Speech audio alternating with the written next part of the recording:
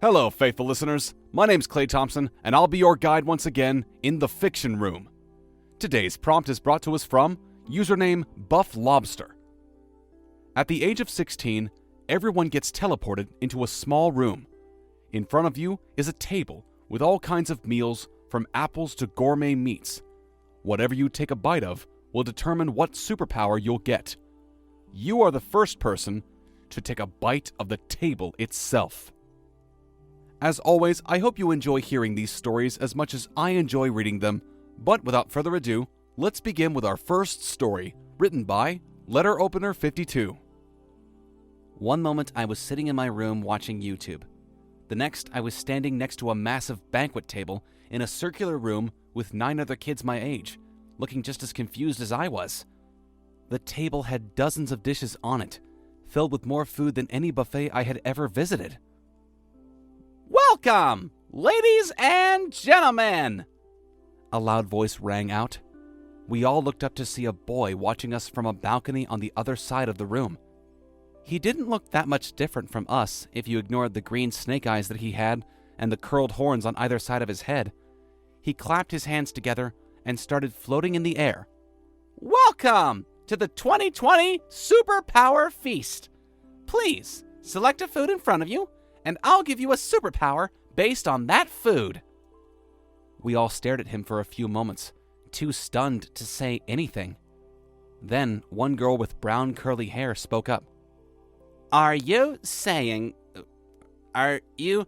telling us that you're the one giving 16-year-olds superpowers every decade?" she asked in a dazed voice. "Yep, that's me," he replied with a sly grin. "Of course, I make sure to always wipe their memories before they leave this place. So," he said, looking all around at us. "Who wants to go first?" There was a tense silence for several moments. The boy yawned. "Oh, well, don't volunteer all at once." His voice took on a more serious edge. "But really, do choose something before I get bored, and choose a grateful group of teenagers that does want superpowers." One boy wearing glasses slowly walked up to the banquet table. We all watched him nervously as he picked up a plate that contained several slices of steak and began eating from it. Suddenly, we heard him gasp. Before, he had been fairly skinny, but right now, right in front of our stunned eyes, massive muscles were appearing all over his arms and legs. The boy floating over us clapped his hands and smiled. Both the boy in glasses and the plate of half-eaten steaks vanished from the room. "Don't worry about him," he said, gazing down at us. "I just sent him back to Earth. He'll wake up thinking that he was blessed with superpowers while he was sleeping." He giggled. "Well, who's next?" I raised my hand. "You said that we can eat anything from this table and we'll get a superpower from it, right?" "Yep, that's right," he said, floating over to me. "So, what do you want?" I walked over to one corner of the banquet table, readied my nerves, and bit into the table. I could feel everyone staring at me. I looked up at the floating boy, and for the first time, I saw him look just as baffled as everyone in the room. What are you doing?" he asked, tilting his head. "You said that we could choose anything from the table. Well, I'm choosing the table then."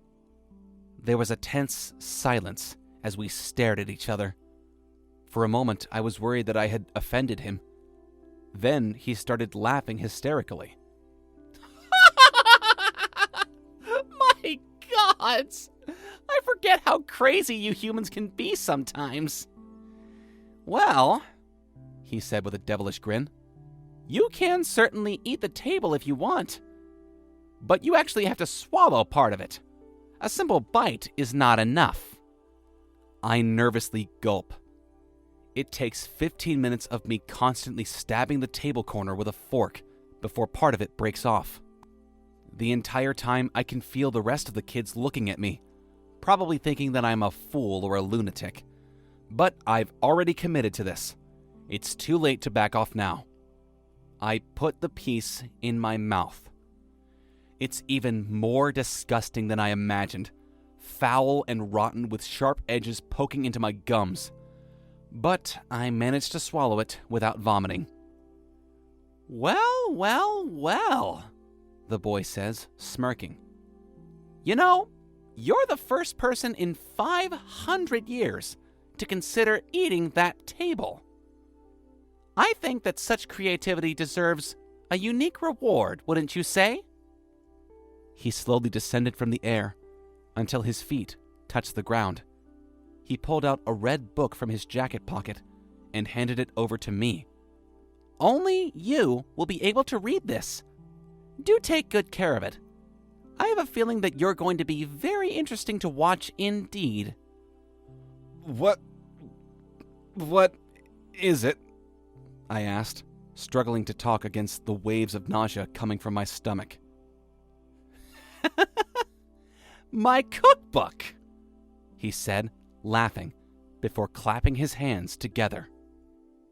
And so the mantle is passed on to another. Ooh, this is good. I am already in love with this prompt because that is just chaotic neutral at its finest, and I love it. Sorry. Let's move on to our second story, written by Maddie G123. Call me eccentric. Call me an idiot. Doesn't matter, I've been called both. See, everybody always ate the food. A bite of quiche, a chunk of apple, a cut of ham, or a slice of pie. Not me. They all got the powers you would expect. Healing from the apple or fire from those hot peppers, that type of thing. I bit the table. Just a big old chunk out of a mahogany table, teeth be darned. At first, the council gave me a look that could say nothing other than, "What the actual hell?" And then it dawned on them about as quickly as it dawned on me. I was not the weirdo anymore. I was not the outcast. I looked at Barry. Oh, Barry. He had bullied me relentlessly for years, and he had just grabbed one of those peppers and was preparing to light my pants on fire in front of all my peers. We couldn't have that now, could we? I channeled my power. Not that I had any idea what it would be. Maybe I'd start flying, high enough to avoid the flames licking towards me.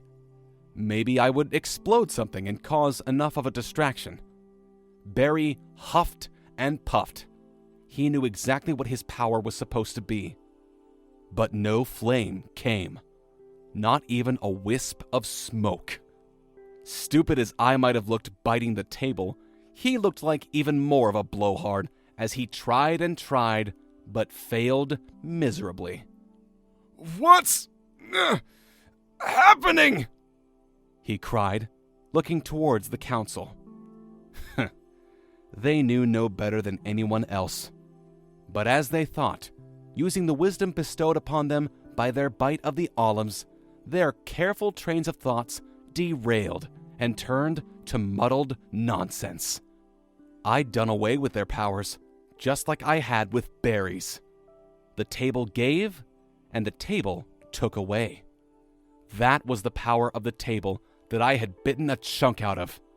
All of their powers were propped up by mine, and I didn't want any of them to have any power at all. Yeah, makes sense. The prompt did say that these kids would be given superpowers by this food, but it didn't say anything about them using their powers just for good. So, congratulations, Maddie G. I think you just created the very first supervillain of this superhero world.